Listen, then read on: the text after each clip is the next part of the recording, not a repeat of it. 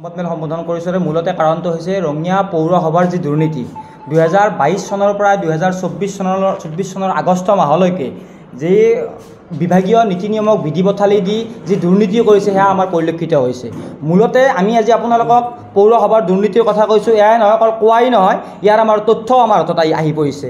ইয়াৰ লগতে ৰঙিয়াৰ জনগণে কৰৰ টকাৰে আচলতে ৰঙিয়া পৌৰসভাৰ চলাৰ পিছত ইয়াতে তেওঁলোকৰ একনায়কত্ববাদী মনোভাৱ, জনবিৰোধী নীতি আৰু এই জনবিৰোধী নীতিৰে তেওঁলোকে আচলতে এই পৌৰসভাটো তেওঁলোকে চলাই আছে।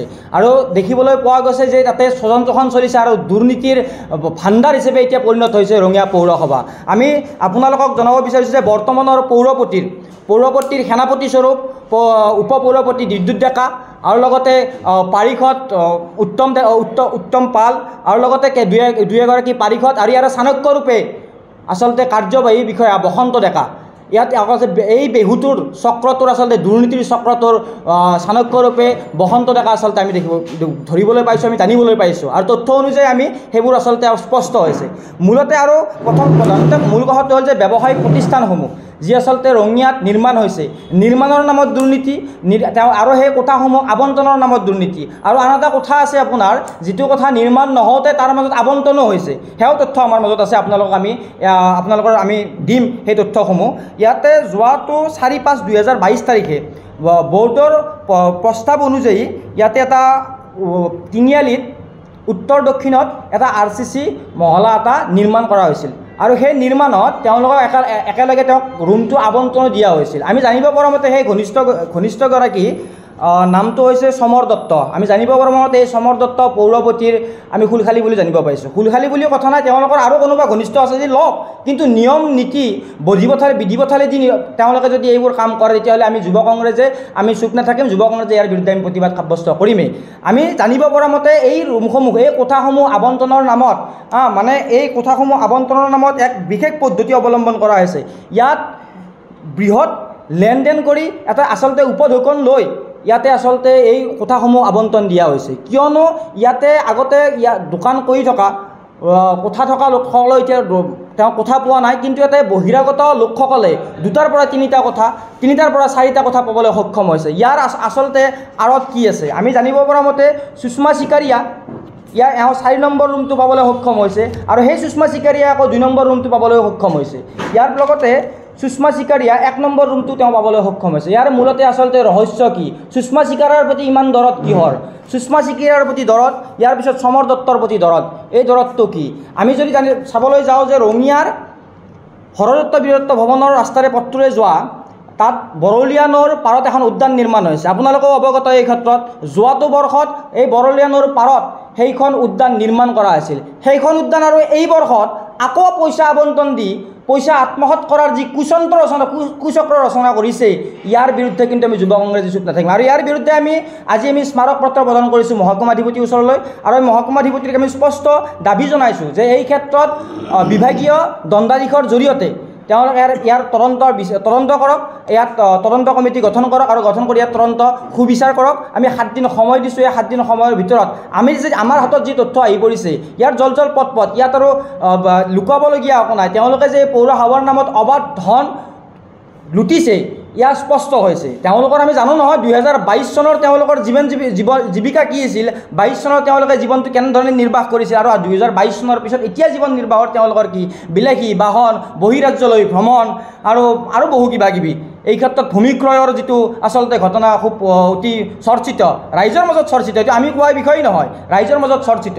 আৰু এইবিলাক বিষয়ে আমি নিশ্চিতভাৱে আমি আগন্তুক সময়ত যদিহে ইয়াৰ বিৰুদ্ধে কোনো ধৰণৰ মহকুমাধিপতিৰ পৰা বা আমি বিভাগীয় কৰ্তৃপক্ষৰ পৰা আমি কোনো ধৰণৰ আমি সৎ উত্তৰ নাপাওঁ, তেতিয়াহ'লে আগন্তুক দিনত আমি যুৱ কংগ্ৰেছে এই ক্ষেত্ৰত আমি আইনী ব্যৱস্থা ল'বলৈ বাধ্য হ'ম। আগন্তুক দিনত আমি ইয়াৰ বিৰুদ্ধে প্ৰতিবাদ সাব্যস্ত কৰিবলৈ আমি বাধ্য হ'ম। ইয়াৰ মাজতে আমাৰ মাজত অসম প্ৰদেশ যুৱ কংগ্ৰেছৰ বিষয়ববী আছে, তেওঁলোককো মই 2 এষাৰ এই বিষয়ে অৱগত কৰাবলৈ অনুৰোধ জনাইছোঁ।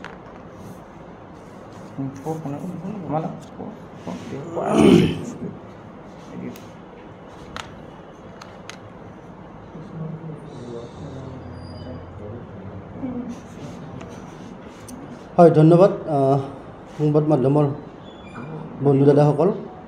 আচলতে আজি আমি কিছু সময় আগতে SDO চিভিল ছাৰৰ তাত গৈ আমি মেমৰেণ্ডাম পত্ৰ দাখিল কৰিছোঁ আৰু তাৰপিছত আপোনালোকৰ লগত যোগাযোগ কৰিছোঁ যে আমি প্ৰেছ মিট এটা দিম। আমাৰ প্ৰেছ মিটটো দিয়াৰ উদ্দেশ্য এইটোৱে যে বৰ্তমান মিউনিচিপালিটি বৰ্ডখন 2জন ব্যক্তিয়ে চলাই আছে আৰু এই 2জন ব্যক্তিৰ মতে গোটেইখিনি কাম হৈ আছে, বাকীকেইজন এনে নামতহে আছে, কাম কিন্তু একো নাই। মোৰ নিজৰ যিটো ৱাৰ্ড 3 নম্বৰ ৱাৰ্ডত মোৰ বাসিন্দা হয়, মোৰ নিজৰ ৱাৰ্ডটোৰ যিটো ৰাস্তা আজি আপোনালোকে হয়তো গমেই পায়, নদী পাৰৰ যিটো ৰাস্তা 3 নম্বৰ ৱাৰ্ডত, সেই ৰাস্তাটো আজিলৈকে হোৱা নাই। কিমান এপ্লিকেশ্যন দিয়া হ'ল, কিমান কি কোৱা হ'ল, কিন্তু আজিলৈকে দিয়া হোৱা নাই। কিয় দিয়া হোৱা নাই এইটো কাৰণ এটা চিন্তনীয় বিষয় হৈছে, কাৰণ কিছুদিন আগত সেই কামটো চেংচন হৈছিলে বুলি কৈছিলে, আমাৰ MLA মহোদয়ে কৈছিলে যে কামটো দিব বুলি কৈছিলে, কিন্তু তেওঁ নিদিলে কামটো। এজন মুছলিম কণ্ট্ৰেক্টৰে কামটো পোৱাৰ কাৰণে তেওঁ কামটো কেঞ্চেল কৰি দিলে। আমি জানিব পৰা মতেতো যিখিনি শুনিছোঁ সেইখিনিৰ ওপৰত কৈছোঁ, সেইটো গ'ল। তাৰপিছত কি হৈছে, যি 2জন ব্যক্তিৰ মতে আজি ৰঙিয়া মিউনিচিপালিটি বৰ্ড 2খন চলি আছে, সিহঁতৰ লগত ঘনিষ্ঠ হ'ব লাগিব, যেতিয়াহে মিউনিচিপালিটিত কাম কৰিব পাৰিব, অন্যথা কাম কৰিব নোৱাৰে। আমি জানামতে এইখিনি পাইছোঁ। আৰু কেইদিনমান আগত গম পাইছোঁ যে এজন হেৰি আছিল ন, যোৰহাটৰ বাসী এণ্টাৰপ্ৰাইজ ব্যৱহাৰ কৰিছে, কিমান 1 কোটি কিমান লাখ টকাৰ কাম চেংচন হৈছে, তেওঁ কৰি আছে অলৰেডি কামটো আমি জানিব পৰা মতে। কিন্তু আগতে আমাৰ কংগ্ৰেছৰ চৰকাৰ থকাৰ দিনত, আমাৰ মিউনিচিপালিটি বৰ্ড থকাৰ দিনত আমাৰ এটা নিয়ম আছিলে যে ৰঙিয়া টাউনত মানে মিউনিচিপালিটি বৰ্ডত কাম কৰিব লাগিলে ৰঙিয়া টাউনৰ বাসিন্দা হ'ব লাগিব, গাঁৱৰ বাসিন্দা হ'লে কামটো দিয়া নহ'ব, এনেকুৱা এটা নিয়ম আছিলে। ৰঙিয়া পৌৰসভা গঠন হোৱাৰ পাছত আচলতে আমি দেখিবলৈ পাইছিলোঁ যে ৰঙিয়া পৌৰসভাত ব্যাপক তেওঁলোকে পৰিৱৰ্তন সাধিম বুলি তেওঁলোকে কুচকাৱাজ চলাইছিল। আৰু ইয়াৰ অন্তৰালত যে ৰঙিয়া পৌৰসভাত মানে অবাধ ধন সংগ্ৰহৰ এক মানে আহিলা হিচাপে তেওঁলোকে ব্যৱহাৰ কৰিব, সেই কথাটো কিন্তু সৰ্বসাধাৰণ ৰাইজে বুজি উঠা নাই। আপোনালোক সকলোৱে জানে যে আজি কিছুদিন পূৰ্বে ৰঙিয়াত বহুকেইটা তেওঁলোকে আঁচনি ৰূপায়ণ কৰিছিল। অতি সংক্ষেপে আমি কথাখিনি ক'ব বিচাৰিছোঁ যে ৰঙিয়া তিনিআলিত পদুম পাৰ্ক নামে এখন তেওঁলোকে আঁচনি এটা ৰূপায়ণ কৰিছিল। আৰু এই আঁচনিখনত দুবাৰকৈ তেওঁলোকে ধন আবণ্টন দিছিল। তেওঁলোকে এবাৰ তাত আবণ্টন দিছিল প্ৰায় 33 লাখ টকা, 33,37,337 টকা। আৰু তেওঁলোকে সেই একেখন পাৰ্কত এবাৰ আবণ্টন দিছে 49,66,923 টকা। দুবাৰকৈ ধন আবণ্টন দিছে। সেয়া আমি কোৱা তথ্য নহয়, সেয়া ৰঙিয়া পৌৰসভাই আমাক দিয়া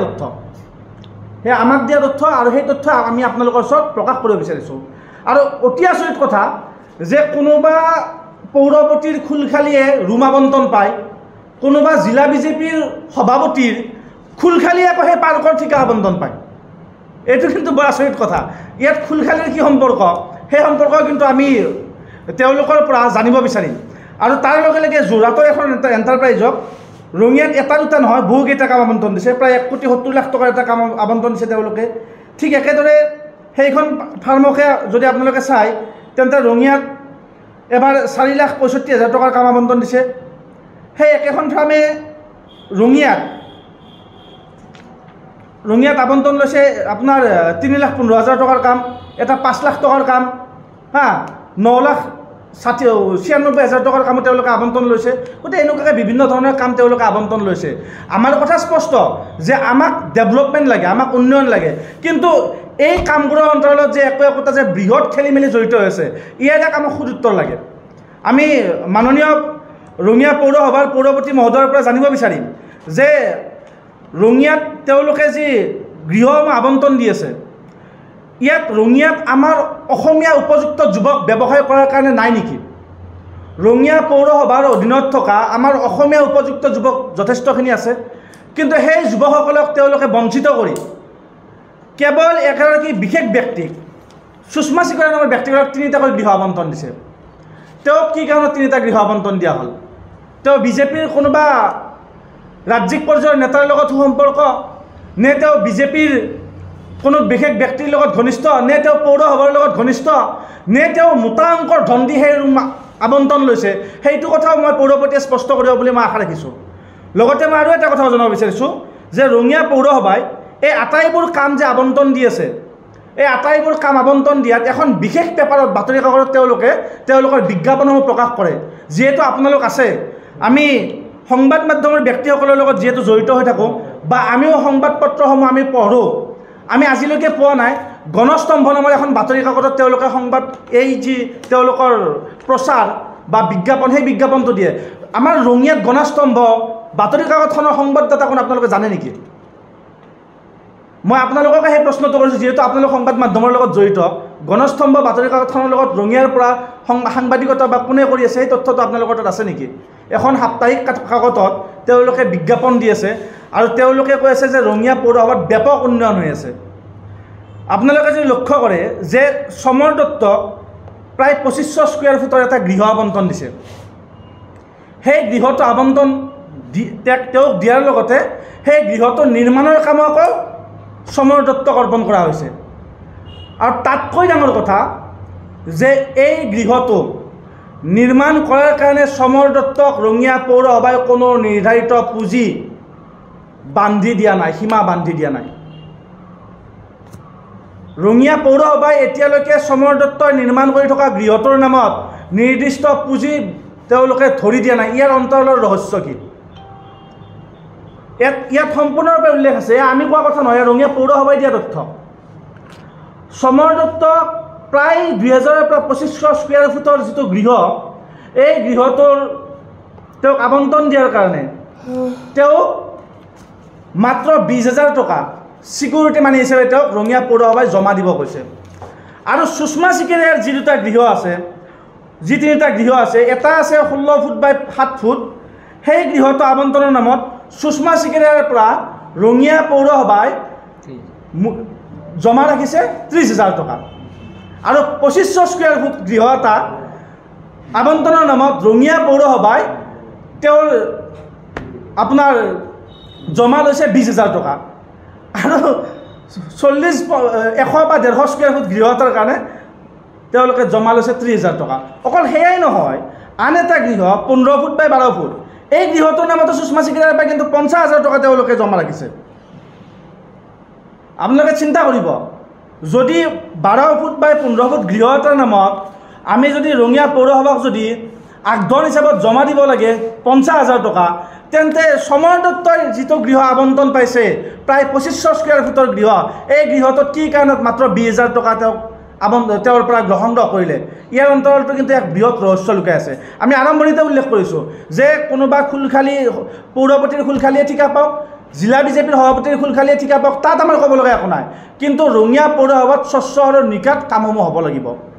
আমি আজি এই গোটেই বিষয়টোৰ ওপৰত আমি ৰঙিয়া মহকুমাধিপতিক স্মাৰকপত্ৰ প্ৰেৰণ কৰিছোঁ আৰু মহকুমাধিপতিয়ে আমাক আশ্বাস দিছে যে অতি কম সময়ৰ ভিতৰত ইয়াৰ ন্যায়িক তদন্ত তেওঁ আৰম্ভ কৰিব আৰু ইয়াৰ অন্তৰালত কি ৰহস্য লুকাই আছে গোটেইবোৰ তেওঁ ৰাজহুৱা কৰিব।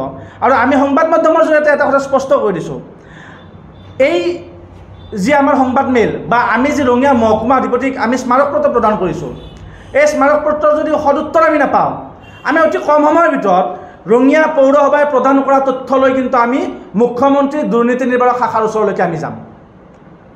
আৰু তাৰ লগে লগে এই সমৰ দত্তৰ যিটো গৃহ আবণ্টন দিছে, যদি আপোনালোকে চাব যায় যে সন্তান গৰ্ভস্থ নহওঁতে সন্তান জন্ম হোৱা বুলি, ভূমিষ্ঠ হোৱা বুলি তেওঁলোকে নামকৰণ কৰি ৰঙিয়া পৌৰসভাই অবাধ ধন সংগ্ৰহত নামি পৰিছে।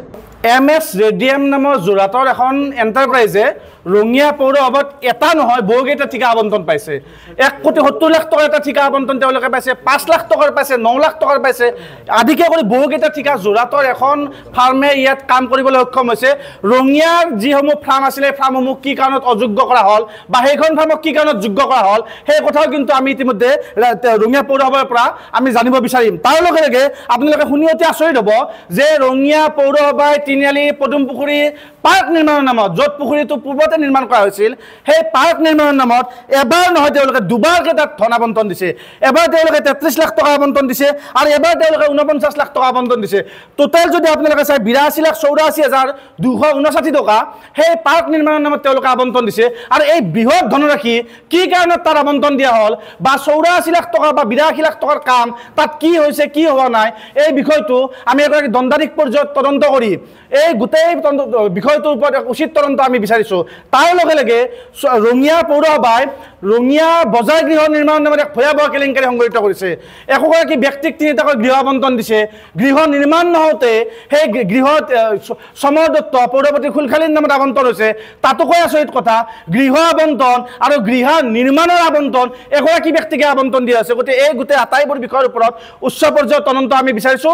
আৰু যদিহে 7 দিনৰ ভিতৰত ইয়াৰ উচিত তদন্ত নহয়, তেন্তে আমি যুৱ কংগ্ৰেছে এই গোটেই বিষয়টো লৈ, যিহেতু প্ৰত্যেকটো মুহূৰ্তত মাননীয় মুখ্যমন্ত্ৰীয়ে দুৰ্নীতিৰ বিৰুদ্ধে কথা কয়, স্বচ্ছতাৰ কথা কয়, এই গোটেই বিষয়টোৰ ওপৰত আমি মাননীয় মুখ্যমন্ত্ৰী দুৰ্নীতি নিৰ্বাহ শাখাৰ ওচৰলৈকে যাম। আৰু এই দুৰ্নীতি নিৰ্বাহ শাখাৰ ওচৰলৈকে যোৱা নহয়, সমৰ দত্তই যিটো গৃহ আবণ্টন পাইছে, এই গৃহটো কি ধৰণে আবণ্টন পালে তাৰ বিৰুদ্ধে কিন্তু আমি ন্যায়ালয়ৰ দ্বাৰস্থ হ'ম। আৰু এই আটাইবোৰ বিষয়ৰ ওপৰত আমি এটা কথা স্পষ্টভাৱে জনাব বিচাৰিছোঁ যে ৰঙিয়াৰ সন্মানীয় বিধায়ক আৰু মাননীয় সাংসদ দিলীপ শইকীয়া ডাঙৰীয়া, এই দুয়োগৰাকী ব্যক্তি যদিহে এই দুৰ্নীতিৰ কথা তেওঁলোকে নাজানে, তেন্তে আমি এই সংবাদ মাধ্যমৰ জৰিয়তে তেওঁলোকক অৱগত কৰিছোঁ। আৰু ইতিমধ্যে আমি মাননীয় সাংসদ দিলীপ শইকীয়াক আমি আমাৰ স্মাৰক পত্ৰৰ প্ৰতিলিপি প্ৰেৰণ কৰিছোঁ। যদি তেওঁলোকে নাজানে, এই দুৰ্নীতিৰ কথা আমি অৱগত কৰিছোঁ। তেওঁলোকে এই দুৰ্নীতিৰ বিৰুদ্ধে কি বিহিত ব্যৱস্থা লয় সেয়া কিন্তু ৰঙিয়াবাসী ৰাইজে চাব আৰু আমি চাই থাকিম। আৰু যদি তেওঁলোকৰ ওচৰত ইয়াৰ ধন যায়, তেতিয়াহ'লে সেইটো তেওঁলোকে বিবেচনা কৰিব। অভিযোগ মূলতে ৰঙিয়া পৌৰসভাৰ অবাধ হাৰত যি 2022 চনৰ পৰা 2024 চনৰ আগষ্ট মাহলৈকে অবাধ হাৰত যি আচলতে বিভাগীয় নীতি নিয়মক বিধি পথালে যি দুৰ্নীতি কৰিছে, তাৰ বিৰুদ্ধে আমাৰ হাতত RTA তথ্য আহি পৰিছে। আৰু তাৰ মৰ্মে আমি আজি মহকুমা ডিপুটিলৈ আমি স্মাৰক পত্ৰ প্ৰদান কৰিছোঁ। আমি মুখ্যমন্ত্ৰী ডাঙৰীয়ালৈ আমি ইয়াৰ প্ৰতিলিপি প্ৰদান কৰিছোঁ। মুখ্যমন্ত্ৰী মহোদয়ৰ সচিবলৈ আমি স্মাৰক পত্ৰ প্ৰদান কৰিছোঁ। আৰু আমি দিলীপ শইকীয়া ডাঙৰীয়ালৈ আমি ইয়াৰ স্মাৰক পত্ৰ প্ৰদান কৰিছোঁ, আমি প্ৰতিলিপি প্ৰেৰণ কৰিছোঁ। মূলতে ৰঙিয়া পৌৰসভাৰ ৰুম কোঠা আবণ্টন দিয়াৰ নামত দুৰ্নীতি আৰু কোঠা নিৰ্মাণৰ নামত যি দুৰ্নীতি, ইয়াতে উদ্যানৰ নামত দুৰ্নীতি। আৰু উদ্যান এখন আপোনাৰ কাম কৰি থকা অৱস্থাতে আকৌ দুবাৰকৈ তাতে আচলতে পইচা আবণ্টন হয় আৰু আবণ্টন আত্মসাৎ কৰা পৰিলক্ষিত হৈছে। তাৰ বিৰুদ্ধে আমাৰ আজি এই সংবাদ মাধ্যম আজি আমন্ত্ৰণ কৰিছিলোঁ। মূলতে কথা হ'ল যে ৰঙিয়াত এখন সৰদত্ত বীৰত্ব ভৱনৰ ওচৰৰে যোৱা তাত বৰলীয়ানৰ পাৰত এখন উদ্যান নিৰ্মাণ হৈছিল যোৱাটো বৰ্ষত। আৰু এই যোৱাটো বৰ্ষত নিৰ্মাণ হোৱা উদ্যানখন আজি আৰু এইটো বৰ্ষত আকৌ নতুন কৰি ইয়াত নামত ধন আবণ্টন দিয়া হৈছে। আচলতে কাৰ আশীৰ্বাদ এইবোৰ হৈছে? আৰু ৰঙিয়া পৌৰসভাত প্ৰায় ইয়াতে ছুপাৰ মাৰ্কেটত 39টা ৰুমৰ পৰাই প্ৰায় 4 পৰা 5 লাখ টকা উপধন লোৱা বুলি আমি আচলতে জানিব পাৰিছোঁ। তাৰ বিৰুদ্ধে আমি ইয়াৰ সুষমা চিকাৰীয়া নামৰ এগৰাকী ব্যক্তিয়ে ইয়াত 3টাকৈ ৰুম পোৱা পৰিলক্ষিত হৈছে, যিটো সময়ত আমাৰ স্থানীয় যুৱকে এই ক্ষেত্ৰত বিমুখ হ'বলগীয়া হৈছে। যিটো সময়ত স্থানীয় শিক্ষিত নিবনুৱা যুৱকে এই ক্ষেত্ৰত বিমুখ হ'ব লাগিছে, তেনে সময়ত বহিৰাগতৰ সুষমা চিকাৰীয়া নামৰ ব্যক্তিগৰাকীয়ে 3টাকৈ ৰুম পাবলৈ সক্ষম হৈছে। আচলতে কিমান ধনৰ বিনিময়ত ইয়াৰ আচলতে এই ৰুমকেইটা তেওঁলোকে পাবলৈ সক্ষম হৈছে, ইয়াৰ আমাৰ বৃহৎ প্ৰশ্ন। ইয়াৰ পিছত আমি দেখিবলৈ পোৱা গৈছে যে তিনিআলিত এখন 107 ফুট বহলৰ এটা কোঠা নিৰ্মাণত এখন ছাদ আচলতে নিৰ্মাণৰ বাবে দিয়া হৈছিল। আৰু নিৰ্মাণৰ কাম সম্পূৰ্ণ নহওঁতেই আৰু সমৰ দত্ত নামৰ ব্যক্তিগৰাকীক সেইটো ৰুমে আকৌ তেওঁলোক আবণ্টন দিয়া পৰিলক্ষিত হৈছে। এই ক্ষেত্ৰত ইয়াতে বৃহৎ খেলিমেলি হোৱা পৰিলক্ষিত হৈছে, যিটো আচলতে আমি যুৱ কংগ্ৰেছৰ তৰফৰ পৰা, কামৰূপ জিলা যুৱ কংগ্ৰেছৰ তৰফৰ পৰা আমি মহকুমা ডিপুটিলৈ আমি দাবী জনাইছোঁ। আমি ইয়াৰ বিভাগীয় দণ্ডাধীশৰ জৰিয়তে ইয়াৰ ওপৰত বিহিত ব্যৱস্থা গ্ৰহণ কৰক। আমি 7 দিন সময় এই ক্ষেত্ৰত দিছোঁ। আৰু এই ক্ষেত্ৰত আমি ক'বলৈ বিচাৰোঁ যে ইয়াত ৰঙিয়াৰ পৌৰসভাৰ পৌৰপতি সেনাপতি সদৃশ উপপৌৰপতি লগত পাৰিষদ উত্তম পালকে ধৰি আৰু দুই এগৰাকী সদস্য তাৰে পাৰিষদ আৰু লগতে ইয়াতে কাৰ্যবাহী অভিযন্তা যিগৰাকী আছে, এটা চাণক্যৰূপে পৰিলক্ষিত হৈছে। তেওঁ আচলতে এই সম্পূৰ্ণ বেহু চক্ৰটোৰ দুৰ্নীতিৰ বেহু চক্ৰটোৰ আচলতে তেওঁ গুৰিধৰ্তা বুলি আমি জানিবলৈ পাইছোঁ। আৰু এই ক্ষেত্ৰত তেওঁলোকৰ জীৱন যাপনৰো সাল সলনি হৈছে। 2022 চনৰ আগৰ জীৱন যাপন আৰু এতিয়াৰ জীৱন যাপন অলপ বেলেগ। বাকী তেওঁলোকে জীৱন যাপন বাৰু তেওঁলোকৰ ব্যক্তিগত কথা, সেই বিষয়টোত নাযাওঁ, কিন্তু তেওঁলোকৰ এতিয়া বৰ্তমান ব্যক্তিগত হৈ থকা তেওঁলোকৰ ৰাজহুৱা হৈ পৰিছে। কিয়নো তেওঁলোক কোনোবাই পাৰিষদ, কোনোবাই উপপৌৰপতি, কোনোবাই কাৰ্যবাহী অভিযন্তা বিষয়া। এই বিষয়ে তেওঁলোকে আচলতে তেওঁলোকৰ বিবেক বুদ্ধি জাগাৰ বাবে আজি আমি মহকুমা ডিপুটিলৈ আমি স্মাৰক পত্ৰ প্ৰদান কৰিছোঁ। তেওঁলোকৰ বিৰুদ্ধে ব্যৱস্থা গ্ৰহণ কৰক। আৰু এই ক্ষেত্ৰত যোন আচলতে জড়িত তেওঁলোকৰ ওপৰত বিহিত ব্যৱস্থা গ্ৰহণ কৰক। ইয়াতে এণ্টাৰপ্ৰাইজ ব্যৱহাৰ হৈছে, যোৰহাটৰ এণ্টাৰপ্ৰাইজ ব্যৱহাৰ হৈছে, ইয়াতে এণ্টাৰপ্ৰাইজ ব্যৱহাৰ হৈছে, আমাৰ গুৱাহাটীৰ এণ্টাৰপ্ৰাইজ ব্যৱহাৰ হৈছে। ৰঙিয়াৰ আমি যদি যুৱ মৰ্চাৰ ল'ৰাকেইটাও অনাই বনাই জিন্দাবাদ দি ঘূৰি থাকে, তেওঁলোকেও যদি এণ্টাৰপ্ৰাইজ এটা ব্যৱহাৰ কৰি তেওঁলোকক কাম কাজৰ লগত লগাই দিলে আমি নিশ্চিতভাৱে এই ক্ষেত্ৰত ভাল লাগিল হয় যে ৰঙিয়াৰ স্থানীয় যুৱক এজনে এই ক্ষেত্ৰত জড়িত হৈছে, কামত জড়িত হৈছে। কিন্তু তাত আচলতে তেওঁলোকৰ মূল উদ্দেশ্য এইটো হৈছে ধন গোটা। পৌৰসভা এতিয়া সোণৰ কণীৰ পৰা হাঁহত পৰিণত হৈছে। সেয়েহে এই ক্ষেত্ৰত আমি বিভাগীয় কৰ্তৃপক্ষক ব্যৱস্থা গ্ৰহণৰ কাৰণে আমি দাবী জনাইছোঁ। বহুত দীঘলীয়া।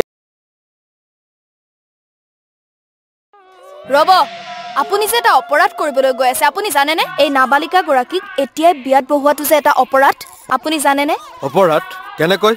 মোৰ ছোৱালী, মোৰ কথা। তুমি যিয়েই নোকোৱা ভূঞা, 18 বছৰৰ তলৰ যিকোনো কন্যা সন্তানৰ বিয়া দিলেই আইনগতভাৱে এক দণ্ডনীয় অপৰাধ। বিয়া দিয়াজন যিমান দায়ী, বিয়া পতাজনো সমানে দায়ী। এতিয়া তাই পঢ়া শুনা কৰাৰ বয়স, খেলা ধূলা কৰাৰ বয়স। তাইক খেলিবলৈ দিয়ক, পঢ়িবলৈ দিয়ক, আৰু চাব এদিন আপুনি তাইক লৈ গৌৰৱ অনুভৱ কৰিব পাৰিব। এতিয়াই তাইক সংসাৰৰ বোজা দি তাইৰ ভৱিষ্যত জীৱনটো অন্ধকাৰ কৰাৰ অধিকাৰ তোমাৰ জানো আছে? মোৰ ভুল হৈ গ'ল মাজনী, মোক ক্ষমা কৰিবা। শিক্ষা ল'ৰা ছোৱালী উভয়ৰে প্ৰাপ্য আৰু অধিকাৰ। আপোনাৰ কন্যা সন্তানক তাইৰ এই প্ৰাপ্যৰ পৰা বঞ্চিত নকৰাব। বাল্য বিবাহ ভাৰতীয় আইনৰ দ্বাৰা বিহিত এক দণ্ডনীয় অপৰাধ। এনে অপৰাধ কৰি আপোনাৰ কন্যা সন্তানৰ ভৱিষ্যত অন্ধকাৰৰ মাজলৈ ঠেলি নিদিব।